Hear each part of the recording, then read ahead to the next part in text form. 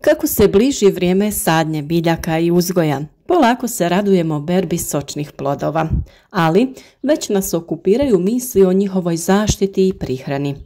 Mnogi traže prirodne načine kako to uraditi, a da ne posežu za hemijskim preparatima.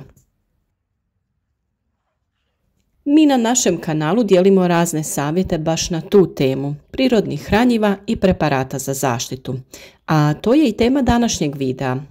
Za još sličnih savjeta i općenito uputa o uzgoju raznih biljaka, zapratite naš kanal i gledajte kako vaš vrt raste bolje nego ikad. Prirodno hranjivo koje sami možete pripremiti kod kuće je ono što i našem tijelu daje neophodne nutrijente, a radi se o mlijeku. Vjerujem da ste se i vi našli u situaciji kada ste primijetili promjene na vašim biljkama i tražite neka prirodna rješenja. S obzirom na velik sadržaj hranjivih tvari, mlijeko je idealno za jačanje biljaka, a mnogo puta smo rekli da je jaka biljka, to jest dobro uhranjena biljka, i zdrava biljka. Kada je biljka čvrsta i ima dovoljno vode i hranjiva, tada se ona lakše bori sa bolestima i štetnicima. Mlijeko se osim u prehrani može koristiti i u vrtu kao sredstvo za zaštitu i gnojidbu poljoprivrednih kultura. Hranjive tvari u mlijeku su savršeno izbalansirane i omogućavaju biljkama optimalan rast i poboljšavaju njihov imunitet. Mlijeko sadrži kalij, kalcij, sumpor, fosfor, magnezij, bakar, mangan, željezo i mnoge druge elemente. Ono se u vrtu može koristiti na različite načine, kao sredstvo za zaštitu od patogenih mikroorganizama, sredstvo za zaštitu od štetnika i kao prihrana.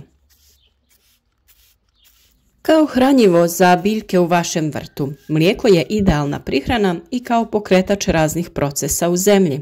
Naime, iako mi to ne vidimo, u zemlji se događaju razni procesi. Kreću se hranjiva i biljka ih nekad ne uspijeva kvalitetno usvojiti. Mlijeko ne samo da za biljku sadrži prijeko potrebne nutrijente, nego i potpomaže proces usvajanja ostalog hranjiva prisutnog u tlu. Upravo iz tog razloga ono je idealno kod prihrane mladih presadnica koje sada trebaju poticaj za daljnji razvoj i zdrav napredak. Sa ovom prihranom možete zalijevati skoro svo povrće u vašem vrtu. Potaknuti će njihov rast i razvoj. Plodovi će biti ukusniji i sočniji, a biljke će biti zdrave i napredne. Prilikom tretiranja biljaka folijarno, to jest preko lista, na površini biljaka se stvara tanki film koji štiti biljke od prodiranja patogenih mikroorganizama. Preventivnim tretiranjem mlijeko štiti biljke od gljivica i virusa. Biljke koje su tretirane mlijekom imaju poboljšan imunitet, a mlijeko povoljno utječe i na usvajanje i iskorištavanje hranjiva iz zemljišta.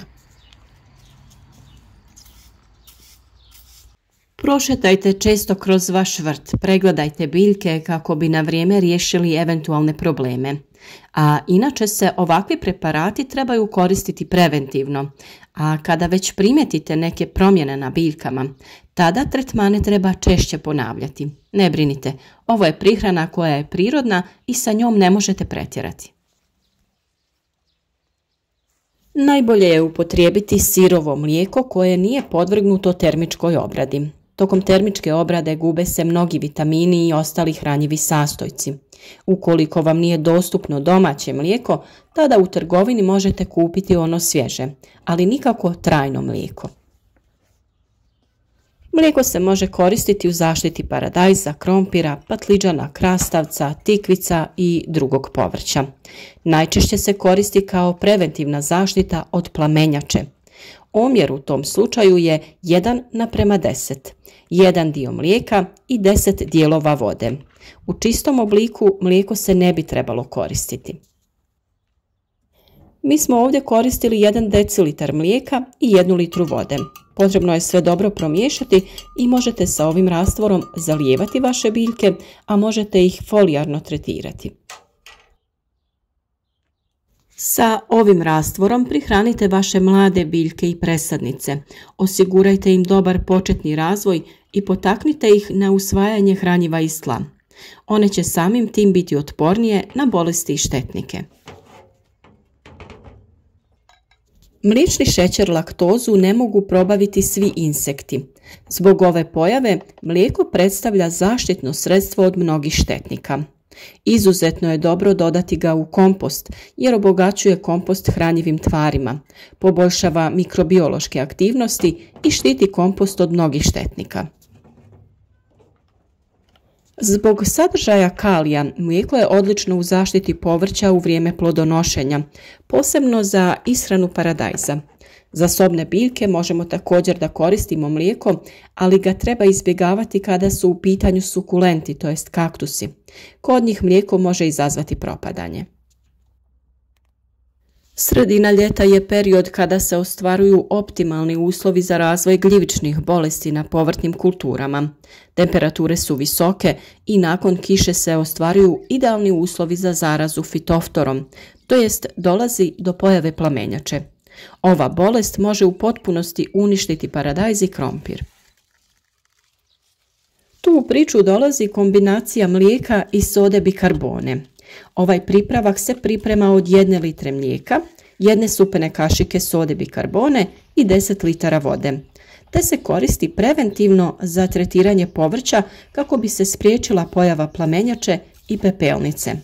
Količina vode može se smanjiti na najmanje 5 litara.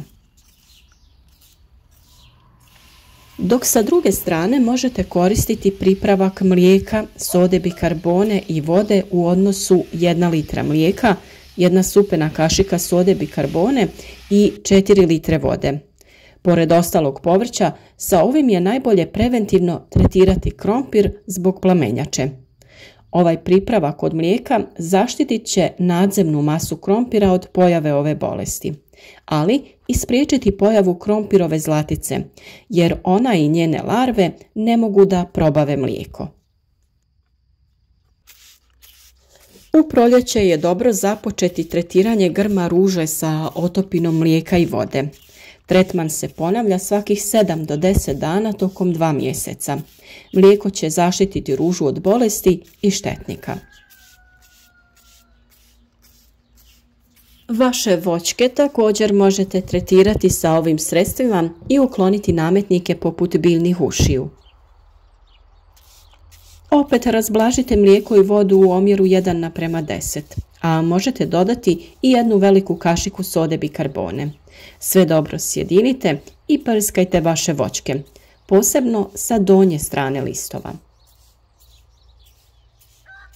Mlijeko se također može koristiti i kao gnojivo za krastavce, gdje je posebno istaknuto njegovo djelovanje. Ukoliko koristite mlijeko za gnojidbu krastavca, ubrzati ćete njegov rast. Mlijeko se koristi razblaženo sa vodom u odnosu 1:2.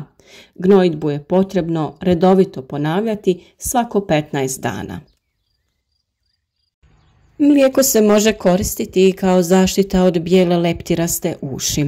Kao zaštita od ove štetočine koristi se kiselo mlijeko.